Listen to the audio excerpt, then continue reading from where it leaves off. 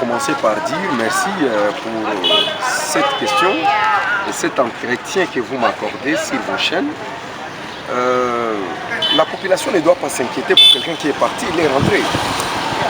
Si je devais partir pour des raisons de malade, je suis malade ou quoi, que là je ne rentre pas, je suis décédé, à ce niveau-là, la population serait dans la souffrance, serait en train de s'inquiéter maintenant. Mais comme je suis parti, je suis rentré, il y a lieu de préciser à la population pourquoi je suis parti et comment je suis rentré.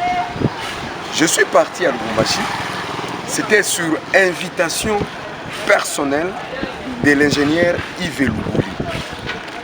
L'ingénieur Yves Eloubouli est cofondateur du parti Ensemble pour la République du président Moïse Katumbi Chapwe. Okay.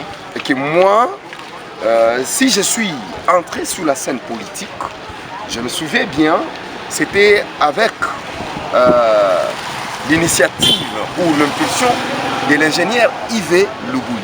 C'est lui qui m'avait pris et qui m'a poussé à commencer à travailler. Et j'ai commencé à travailler avec lui au PND, où il était vice-président national de ces partis-là. Il nous avait confié des tâches, et lesquelles tâches nous les avons assumées avec abnégation, avec succès dans la province. Et cela nous a fait même un bon score, même pendant les élections. Et c'est ainsi qu'il m'a appelé à Lubumbashi. Pourquoi m'a-t-il appelé à Lubumbashi? Il m'a appelé à Lubumbashi, mais c'est lui qui devait se déplacer pour Kalemi. Parce que c'est quelqu'un qui a une vision pour les Tanganyika, et c'est quelqu'un avec qui nous travaillons dans nos bases. Il était question entre moi et lui d'aller faire un entretien profond, stratégique, afin de venir encore donner un bon vent nouveau sur toutes nos bases que nous avons dans la province du Tanganyika. Et c'est ça la mission que j'avais à Lubumbashi, c'est-à-dire l'entretien avec ingénieur Yves Eloubouli, qui est cofondateur de Ensemble pour la République. Et cet entretien ne consistait pas à autre chose, sauf comment préparer, comment fidéliser, comment encadrer toutes les bases que nous avons dans la province du Tanganyika. Je l'ai confirmé parce que c'est un parti dans lequel j'étais, c'est-à-dire j'étais dans un parti souche des partis qui constituent Ensemble pour la République. Bien sûr, les gens peuvent parler d'une petite migration qu'ils ont constatée pendant la période électorale. Je suis en train d'expliquer il y a longtemps la population. J'ai donné un exemple lié au couvre-feu. J'ai dit, il y a couvre-feu. À 21 h, personne ne doit bouger.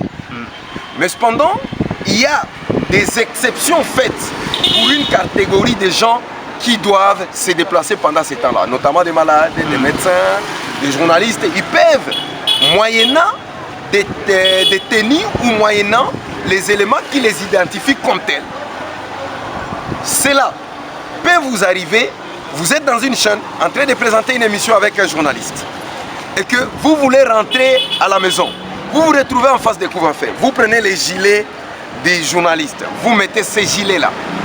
Mais tous les éléments qui vous voient en cours de route, ils vont lire, c'est la presse. Ils vont croire que celui-là, il est de la presse. Mais est-ce que réellement tu es de la presse? Non. Mais tu as pris ces gilets, n'est-ce pas seulement pour traverser pendant cette période-là et ne pas te faire inquiéter. Peut exister aussi en politique. Nous avons connu des turbulences ici.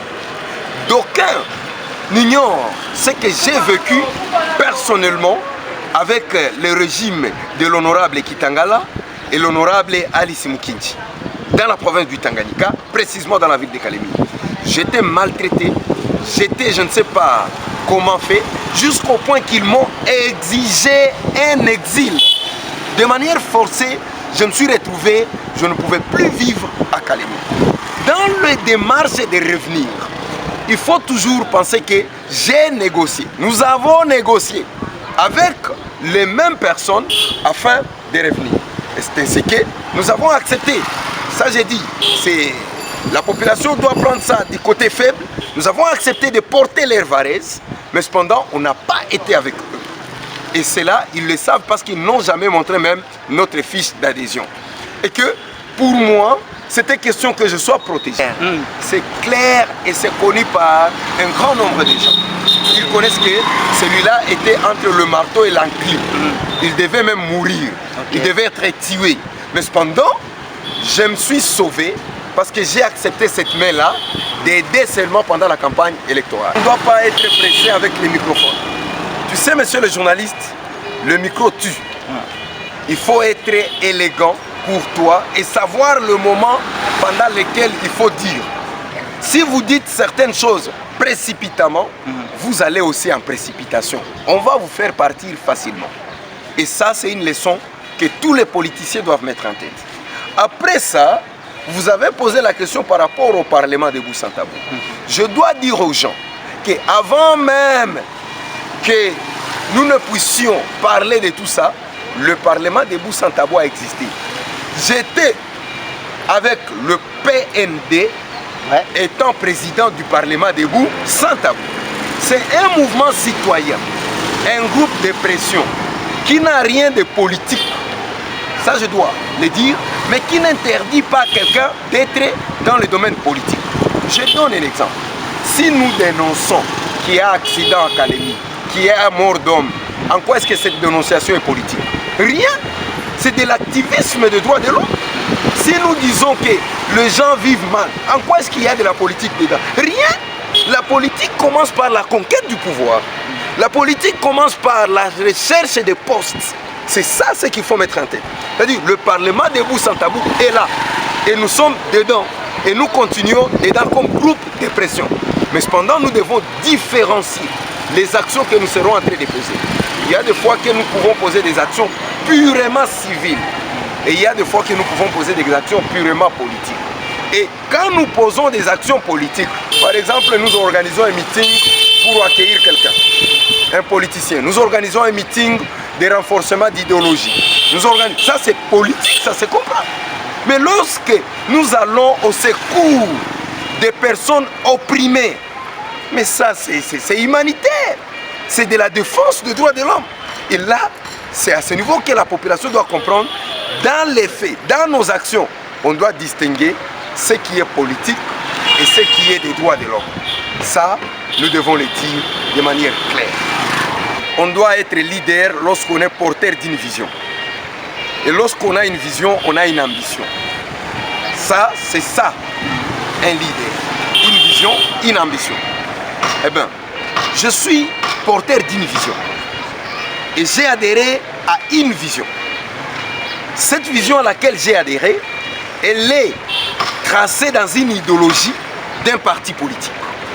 Pourquoi un parti politique? Vous le savez bien, nous prenons les changements. Nous luttons pour les changements. Et ce changement-là ne viendra pas du ciel. Ce changement-là commence par le capital humain. On doit changer les mauvais gouvernants. On doit changer les députés incompétents. On doit changer les ministres incompétents. On doit changer les gens qui ne se soucient pas de la population. Pour les remplacer avec qui? Avec les gens qui doivent...